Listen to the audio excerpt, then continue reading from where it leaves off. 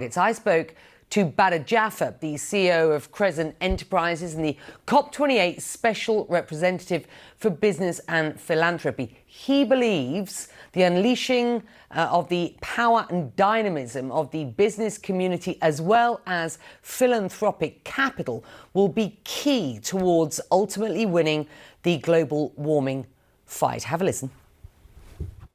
So Becky, I've long believed, and I believe now more than ever, that business and philanthropy holds the greatest potential to help us move from, again, those pledges and announcements to action and implementation. For far too long, business has been on the periphery of the COP process. And yes, it is a political process, but we need to embrace the dynamism, the capital and the action networks of business and philanthropy if we're going to stand a chance in achieving our net zero and nature positive goals. So the COP presidency hosted, for the first time ever, the inaugural COP28 Business and Philanthropy Climate Forum here at COP28. And we managed to engage 1,342, that's the number I just verified, 1,342 CEOs from over 100 countries across the world, spanning the spectrum of industry, from energy to space, from fashion to agriculture. 43% of those in attendance were from the great nations across the global south. So again, embracing inclusivity, not just across regions, but also across sectors. And it's that true spirit of inclusivity that is required. Without that, we stand no chance in achieving our climate goals. Explain for me how you unlock some of that $1 trillion in philanthropic wealth and the some $200 trillion under management by the institutional investor. How do you unlock that money for climate finance? And where are the bottlenecks? What have you learned from this? We're not going to do that if we still adopt this siloed approach. So all capital players need to come together. Now, governments have a critical role to play, and it's very important that governments do step up to their previous pledges and keep doubling down and tripling down on those pledges. But the business capital, as you said, that $200 trillion has, of course, tremendously important role to play in combination with what I like to call as catalytic capital, which is philanthropic capital.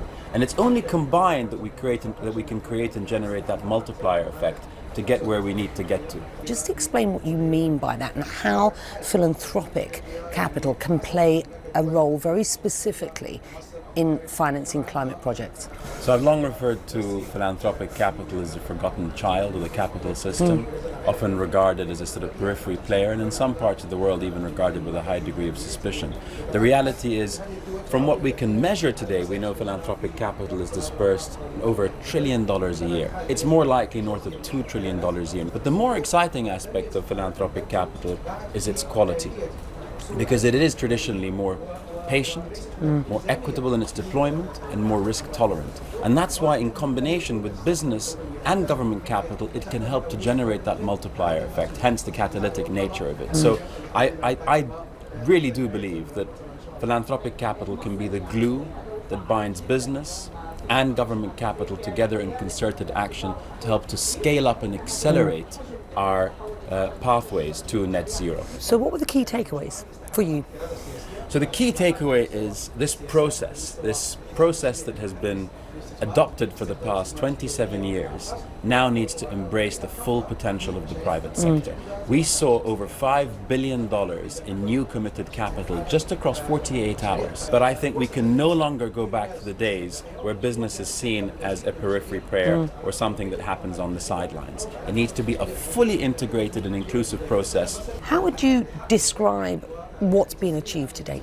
The finish line here is not the end of the 12 days of COP.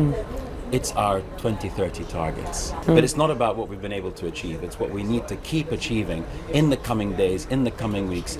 Keeping in mind, the UAE presidency is not a 12-day presidency. It's at least a one-year presidency.